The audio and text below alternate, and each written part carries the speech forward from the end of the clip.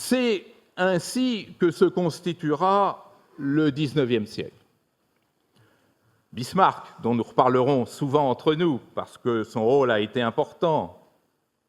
Mais avant Bismarck, Clausewitz, je ne vous demande pas de noter son nom pour l'instant, j'y reviendrai, croyez-moi, il ne vous lâchera pas comme ça.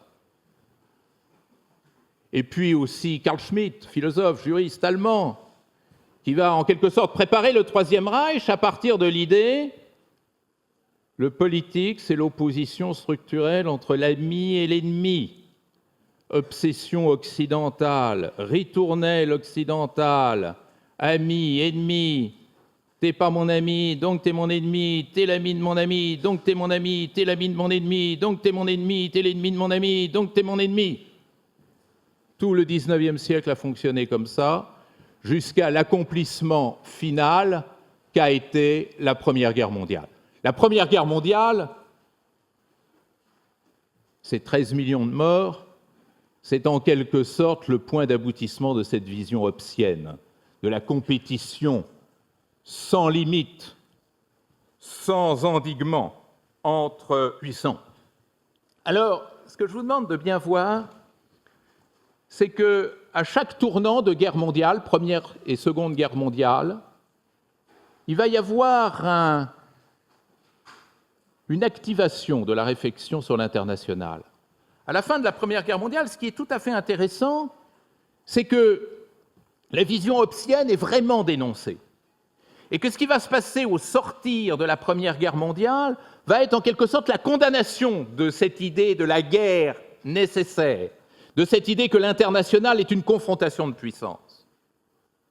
Vous voyez poindre ce que l'on va appeler plus tard l'institutionnalisme libéral, avec cet homme, Woodrow Wilson, président des États-Unis pendant la Première Guerre mondiale, mais ce que vous ne savez peut-être pas, président de l'université de Princeton, professeur de droit constitutionnel. Et Wilson avait un défaut, c'est qu'il n'aimait pas les professeurs de relations internationales. Il disait c'est du vent, les relations internationales. Pourquoi c'est du vent, les relations internationales? Parce que justement, il n'y a pas de normes, il n'y a pas de règles, il n'y a pas d'institutions dans la vie internationale. Et c'est pour ça qu'il y a la guerre. Et c'est pour ça que Hobbes a gagné. Et donc, la grande idée de Wilson, ça a été de dire qu'il faut commencer à construire des institutions internationales. Pour arriver à cette deuxième époque de l'international, après la confrontation de puissances, entrons donc dans les institutions de régulation. Création de la Société des Nations, invention du multilatéralisme.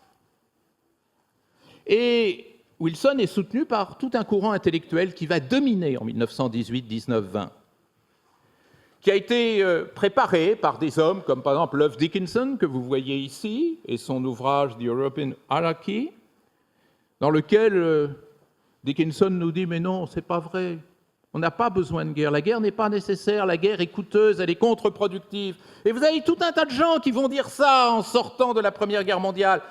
Cet homme qui va jouer un rôle important, qui avait écrit déjà son livre « La grande illusion », « The Great Illusion », avant la Première Guerre mondiale, mais qui va être réédité, fêté au lendemain de la Seconde Guerre mondiale. Oui, Norman Angell avait raison de dire que la guerre n'est pas nécessaire, qu'elle est inutile, qu'elle est coûteuse. Et comment pourrait-on penser autrement en 1920 ? Et donc apparaissent les premiers signes d'une réflexion sur la paix, l'ancêtre de ce qu'on va appeler dans les pays anglo-saxons les peace studies. Apparaissent peu à peu les premières grandes associations. Par exemple, le British Institute of International Affairs, ou l'ancêtre américain du Council of Foreign Relations, c'est-à-dire une réflexion sur la coopération internationale. Le libéralisme semble ainsi revivre. Nous tenons la revanche de Grotius. Hélas, quelques années à peine après, le totalitarisme va triompher. Le totalitarisme va conduire à la Seconde Guerre mondiale. La Seconde Guerre mondiale va conduire à 60 millions de morts, à l'apocalypse, au génocide. Et là, mesdames et messieurs, changement de décor. Changement de décor parce que cette Seconde Guerre mondiale est une guerre terrible. Terrible, où l'humanité n'est pas passée loin de son autodestruction complète. En tous les cas, elle est allée directement vers son auto-négation. Pour sortir de cet affreux conflit, seule la puissance a pu être efficace. C'est le discours qu'on entend aux États-Unis en 1945. C'est la puissance qui nous a sauvés du mal. Rappelez-vous cette formule, c'est la puissance qui nous a sauvés du mal.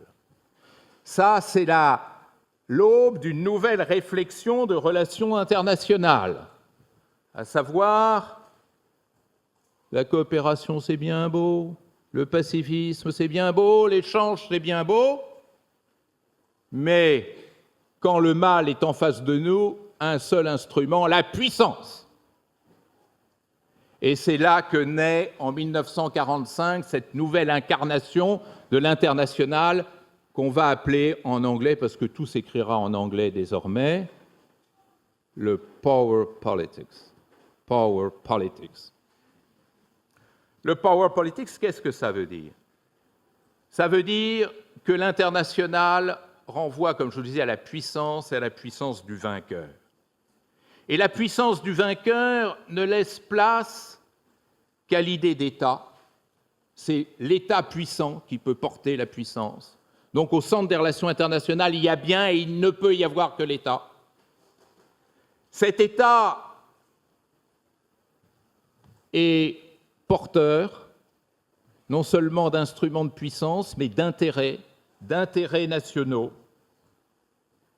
Et la réalisation par le power politics des intérêts nationaux va permettre à chaque État de survivre dans le jeu international. Je survivrai par ma puissance, Hobbes n'avait pas vraiment tort. Va-t-on pour autant, comme Hobbes le prévoyait, vers la guerre permanente? Les réalistes vont ajouter une petite musique qui consiste à dire non, on peut éviter la guerre permanente par le balance of powers, l'équilibre de puissance. Donc le jeu international est un jeu de puissance dominé par l'équilibre des puissances, et si jamais cet équilibre est rompu, eh bien on va à la guerre. Voilà les postulats qui fondent la grande école dominante qui va s'animer, elle commençait à poindre avant la guerre, mais qui va surtout s'animer et qui va devenir majoritaire de façon écrasante dès 1945. Le porteur de cette grande théorie des relations internationales, Hans Morgenthau, et son ouvrage majeur, Major Book, Politics Among Nations, traduit, mesdames et messieurs, en 65 langues, jamais en français. C'est intéressant, vous comprendrez pourquoi tout à l'heure. Alors, qu'est-ce que c'est que ce réalisme? Je vous en ai donné les principales composantes. Le monde est fait d'États, porteur de puissances inégales. La paix ne pourra être sauvée que si, par un jeu de coalition, il s'établit un équilibre entre les puissances. Vous voyez que la bipolarité et la confrontation américano-soviétique n'est pas loin. Et l'intelligence de cette politique renvoie à la connaissance des intérêts nationaux de chaque État. Chaque État se bat sur la scène internationale pour protéger, défendre et promouvoir ses intérêts. C'est cela qui fonde l'école réaliste des relations internationales, qui est dominante en 1945, portée par la guerre froide en 1947 et suivante, et qui reste aujourd'hui, paradoxalement, 24 ans après la chute du mur, encore l'école dominante. Mais ô combien décalée, ça c'est mon petit ajout personnel, par rapport à la complexité de notre monde d'aujourd'hui. On va y revenir. Est-ce que le réalisme va être seul à l'ouvrage? Non. Bien entendu, il va être contré. Il va être contré d'abord par deux challengers. Ça ne se traduit pas en français, ça. Deux défis, deux porteurs de défis, qui sont d'une part le marxisme et d'autre part le behaviorisme. Qu'est-ce que c'est que le marxisme?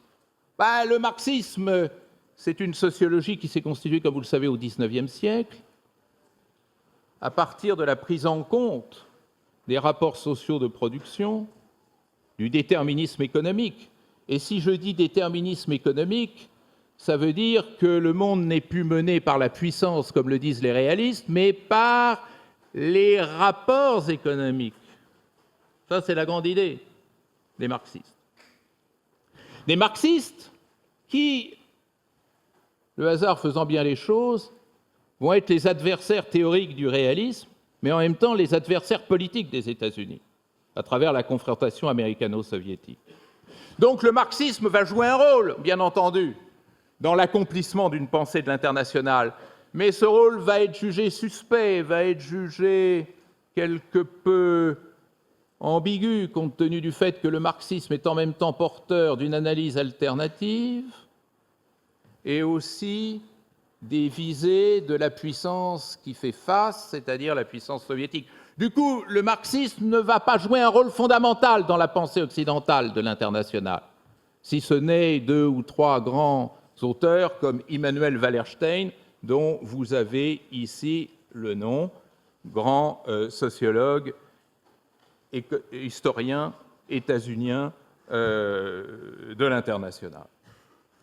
Et puis, vous avez alors à l'intérieur des États-Unis une autre école qui dit « Mais attendez, on ne peut pas simplement se fier à ces stratégies d'État gladiateurs. Ces États gladiateurs, ils sont portés par des acteurs sociaux. L'État, ça n'existe pas. Vous l'avez rencontré, l'État? Vous avez déjà vu un État? Non. Vous voyez des acteurs faits de chair et d'os. Et le behaviorisme, qui est la grande théorie du comportement social, nous dit, attendez, les acteurs sociaux, ils ont aussi leurs idéologies, leurs sensibilités, leur affect, leur culture, leur irrationalité. Et le jeu international, c'est aussi cela. Ce n'est pas seulement des gladiateurs rationnels qui s'opposent, c'est aussi des femmes, des hommes, avec leurs propres sentiments, leurs propres visions, leurs propres préjugés. Et donc, le behavioralisme va un peu ronger le réalisme en disant « Mais regardons de plus près comment se fabriquent les politiques étrangères, c'est peut-être pas aussi simple que vous le dites, c'est peut-être pas seulement un jeu de confrontation. Regardez Barack Obama face à la décision concernant la Syrie. Il ne se comporte pas comme se comportait M. George W. Bush. Donc, attention, le jeu international, c'est aussi des effets de comportement qu'il ne faut pas négliger. Mais tout ceci reste assez secondaire face à cette prédominance du réalisme, prédominance de cette vision en termes de confrontation rationnelle de puissance.